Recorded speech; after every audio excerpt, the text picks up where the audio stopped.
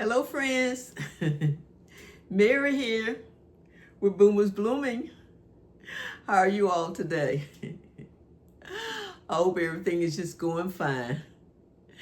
You know, it rained here earlier and now the sun is trying to come out. So I thought we were going to have a rainy day all day, but it looks like it's going to turn into a day of sunshine too. So that's a good thing. But we need the rain like we do the sunshine, okay? I know that.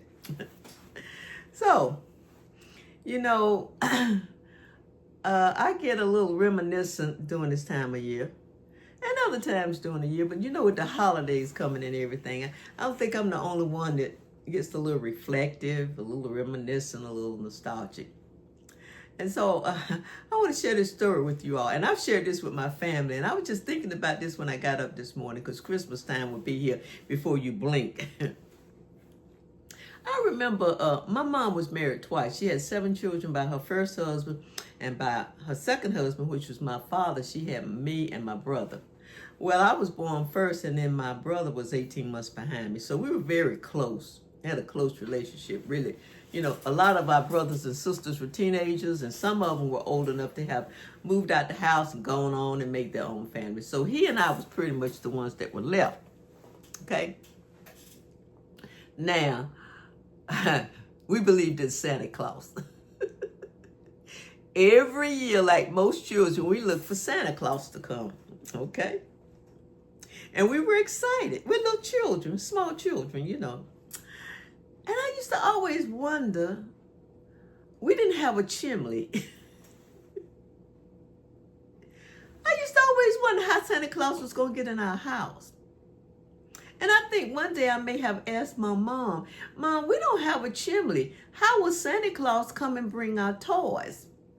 And I think my mom, if I remember correctly, said something like this: don't worry about it. He's not going to pass your house. He will bring your toys. Well, you know, you're a child. That's enough for you. All you want to know is you're going to get your toys. So I remember one year, and I'm trying to think how old we were. We were probably both under 9. My brother may have been about 6 or 7, and I may have been about 9 or maybe 8. Can't remember the exact. But we were young, not babies, but we were very young. Now this is when we found out there was really no Santa Claus.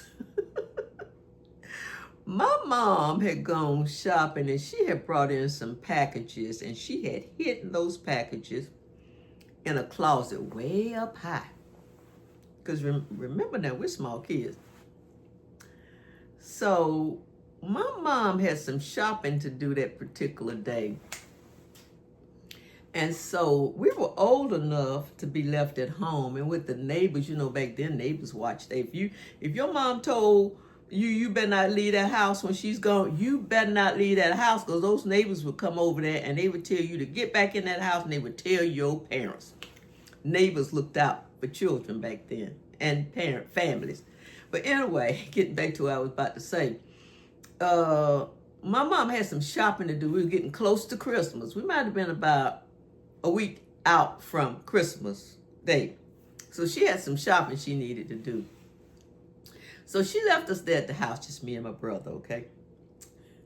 Now, my brother was always very inquisitive.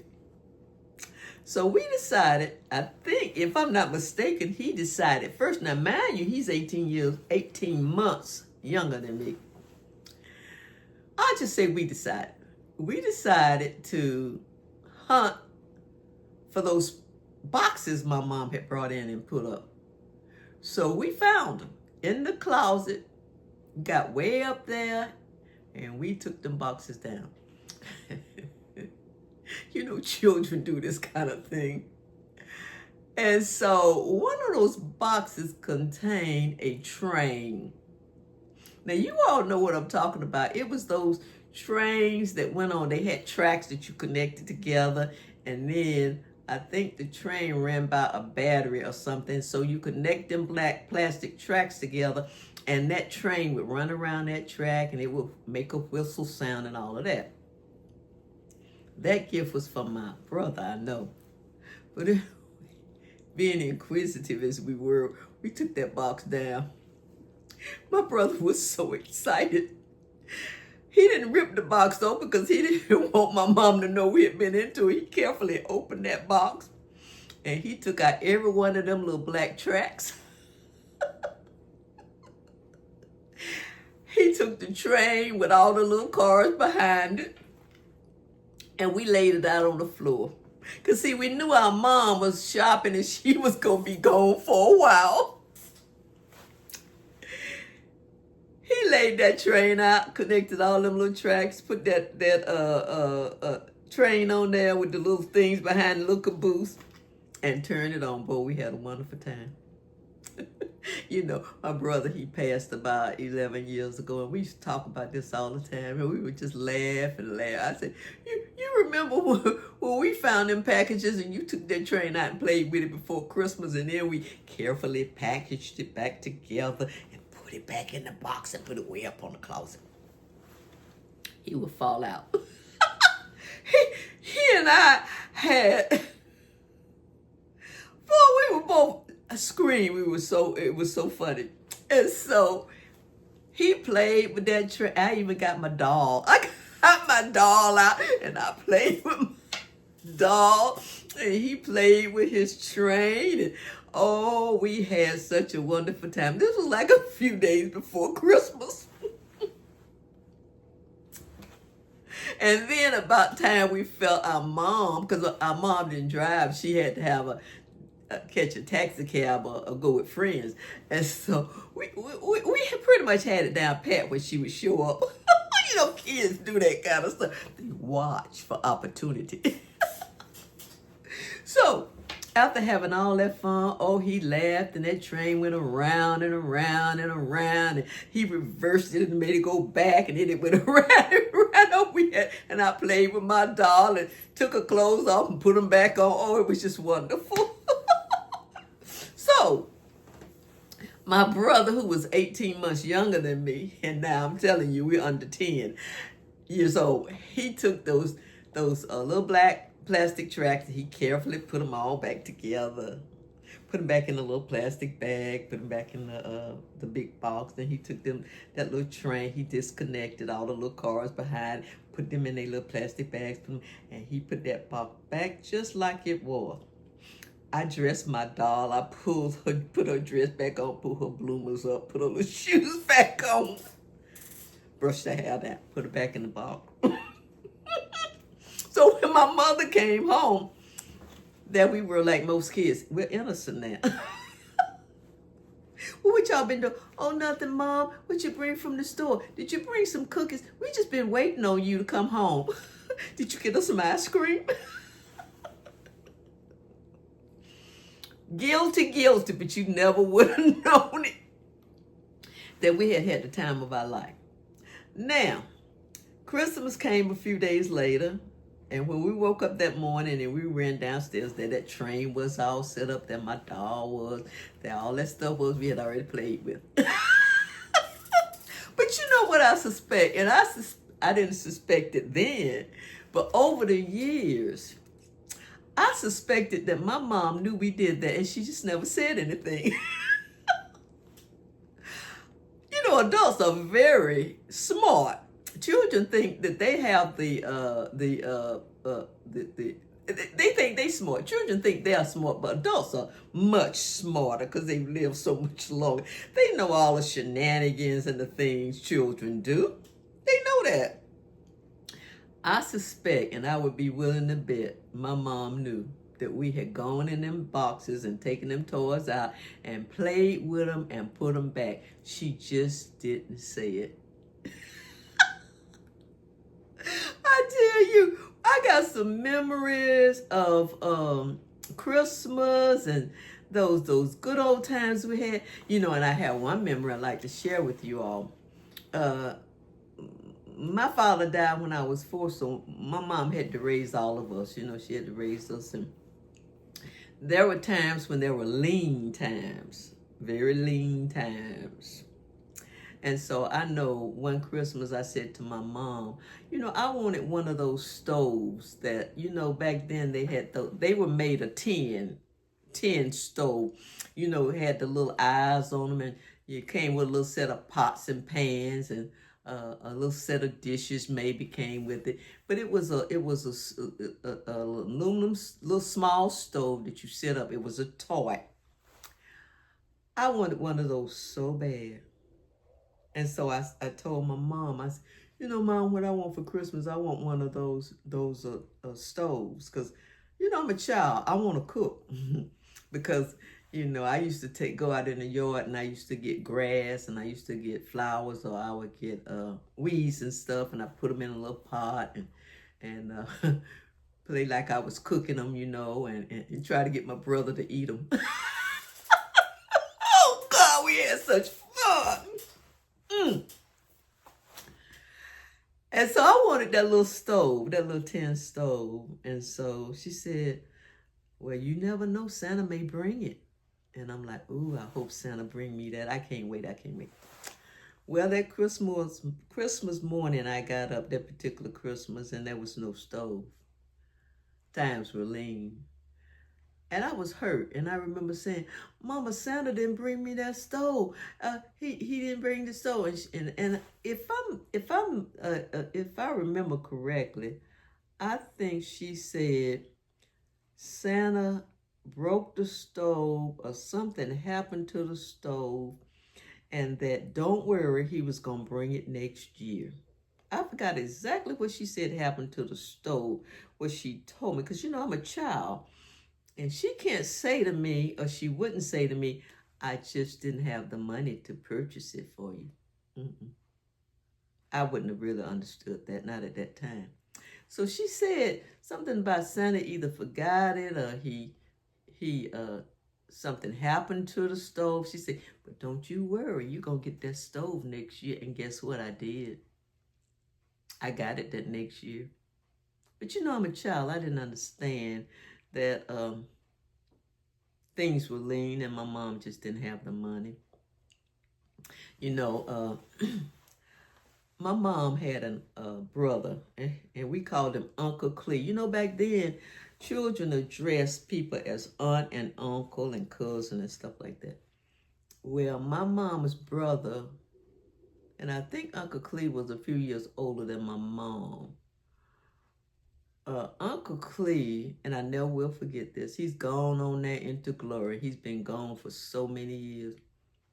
He knew my mom was raising me and my brother. And like I say, a lot of my brothers and sisters were teenagers or adults, and they had married and moved on. And most of the time, it was just me and my mom and my brother.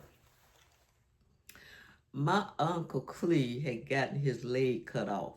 And I don't know if the story was if he had been on the railroad track and he had an accident, the trains, some, you know, I was a child. But I think it went like it was an accident and he had lost his leg. And you know, that was back then when those things that they put on your legs were very uncomfortable. They've come a long way with that. They were, some people just didn't even use them. They used crutches. But he had one of those things that he put on his leg, one of them wooden legs, I guess you would call it. And he would come to visit us a lot. And every time my uncle came and he didn't drive, he came on the bus, okay? Every time he came to visit, he would bring us something. He would bring my mom coffee, and he would bring fish, and he would bring us fruit and candy. Every Christmas, my Uncle Clee showed up before Christmas. He lived across town with his other sister, my aunt. And he would get on that bus and go downtown to the market. And he would show up at our house.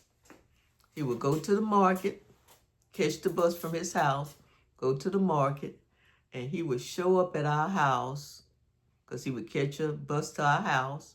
And then he had a little walk he had to walk to our house because we lived in the project.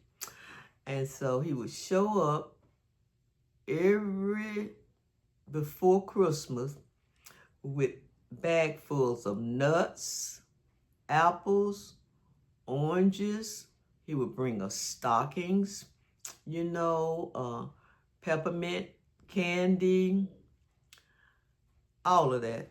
He would bring fish and coffee for my mom. And I remember he used to say, he called my mom Beatrice. Beatrice, get in there and cook that fish. I'm tired. Beatrice, put on that pot of coffee. And my mom would get in a tizzy. She would get in a real tizzy. She would kind of get a little nervous because she'd get in a tizzy. And she'd make him a pot of coffee. He would sit there and drink it. And I remember him taking that wooden leg off. And I remember, and see, I was a child. I was kind of afraid of it.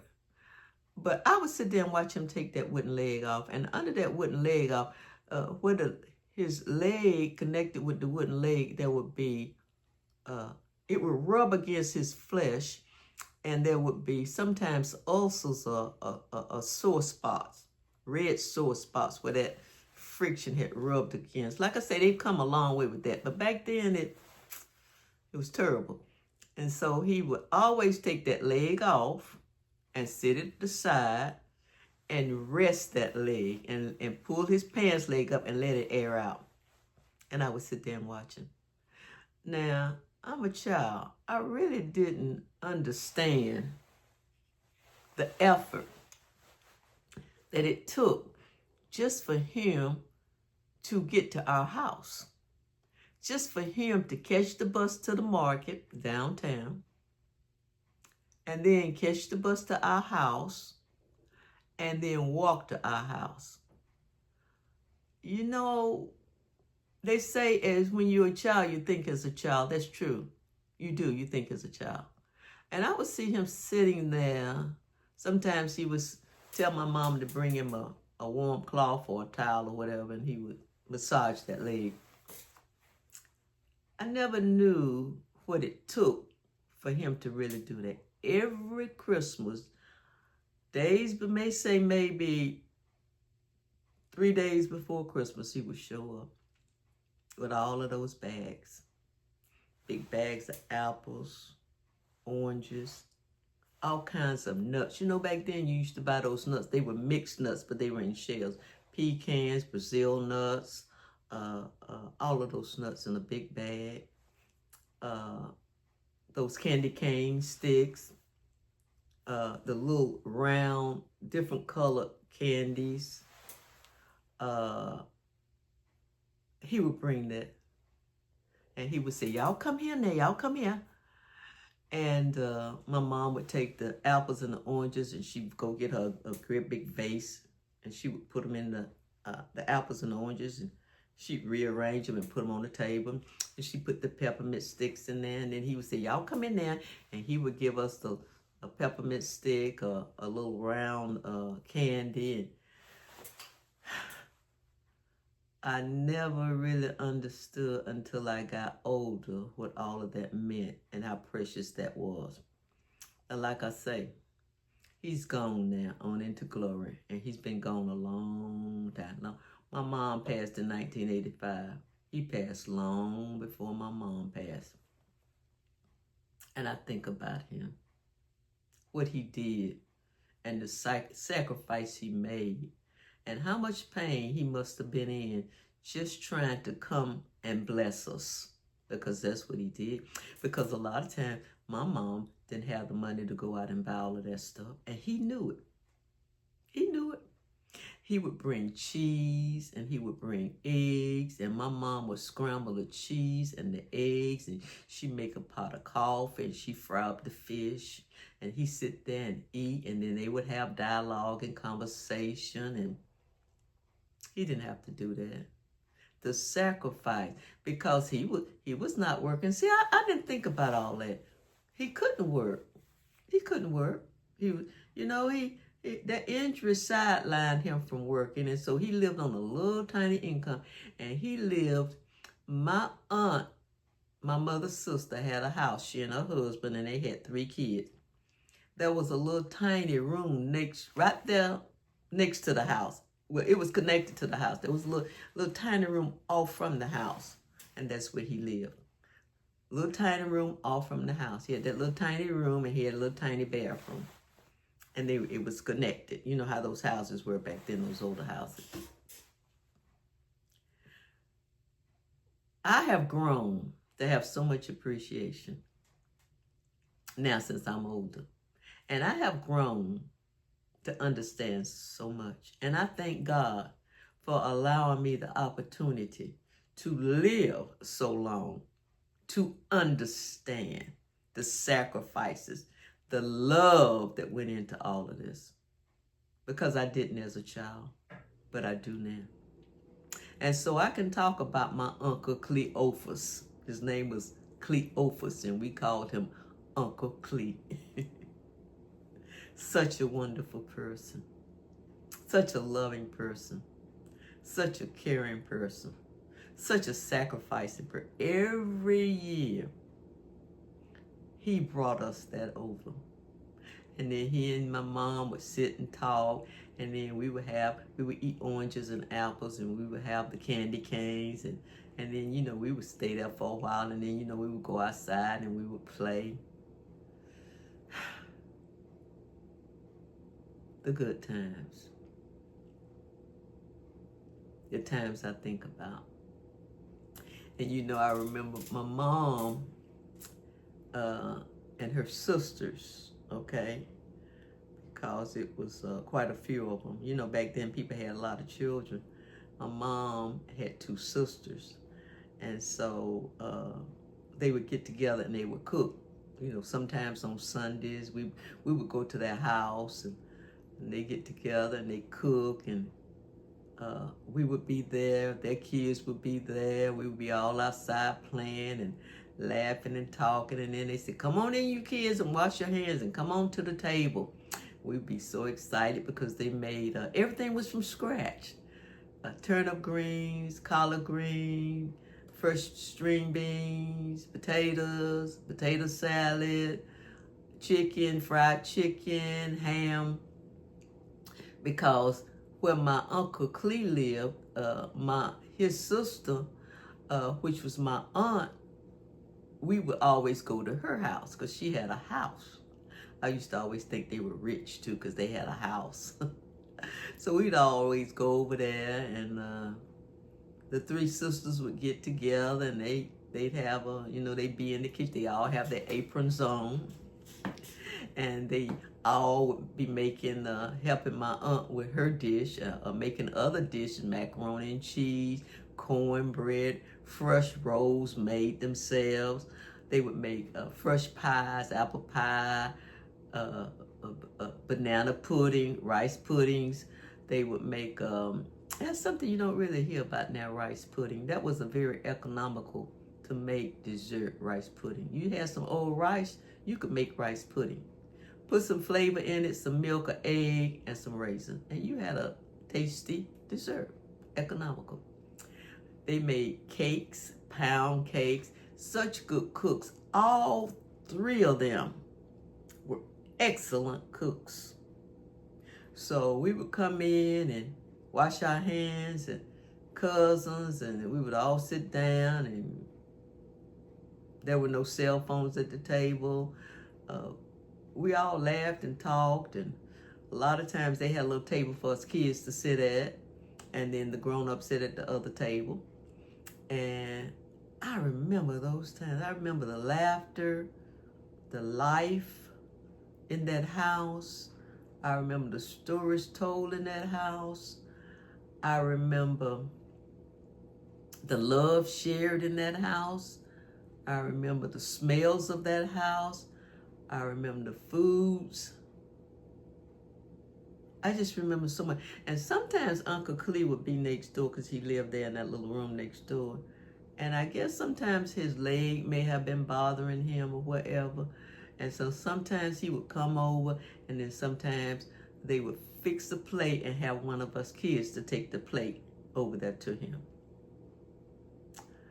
You know, we've lost a lot of connection. Technology is good. There's some things about technology that are good. Like, I wouldn't have been able to make this video if Technology hadn't been created. But I think in technology, we've lost a lot of connection. It's not just good enough to come and connect at Thanksgiving and Christmas. We should be doing this all year long. We really should. So I think that human connection, that touch, that reach, that voice, that smell, call it what you want. I think we've lost a lot of that. I really do. And I think that's sad too. It's regretful. It's sad. Now that's how I feel. That's how I feel. But I remember those times, good times, laughter. I can almost hear it when I think about it.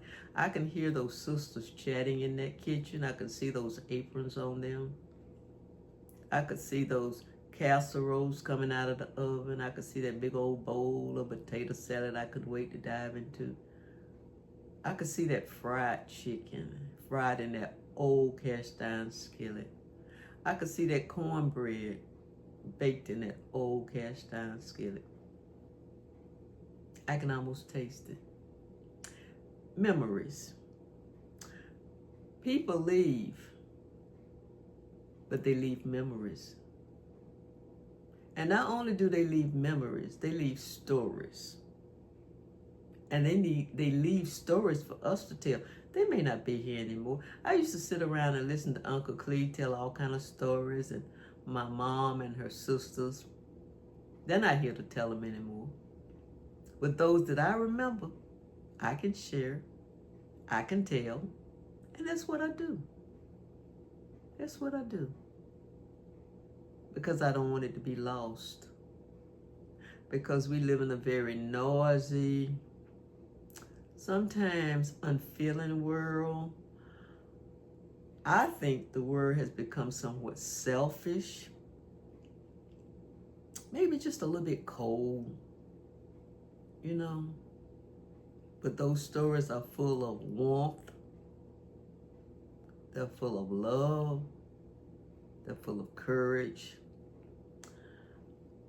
They're full of so much that I think they're valuable. They're very valuable. They're valuable. They're like nuggets of gold. Like nuggets of gold.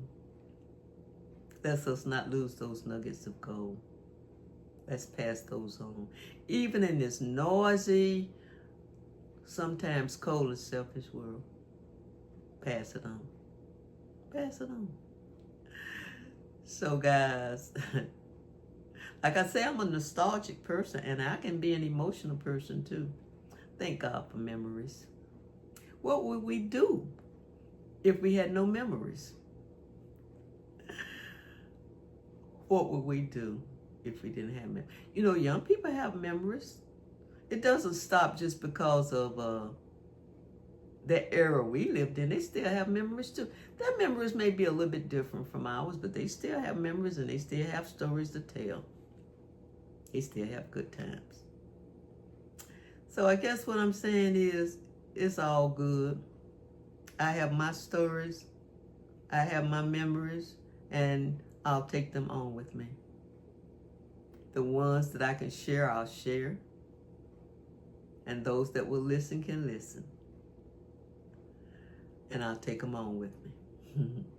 Just like my mother did, just like my aunties did, just like my Uncle Clee did, just like my brothers and sisters that have gone on before me. So yeah, I have a lot of stories to tell. And I want to share these with you all, because I know you all have a lot of stories to tell. Put down there in the comments some of the stories you have to tell.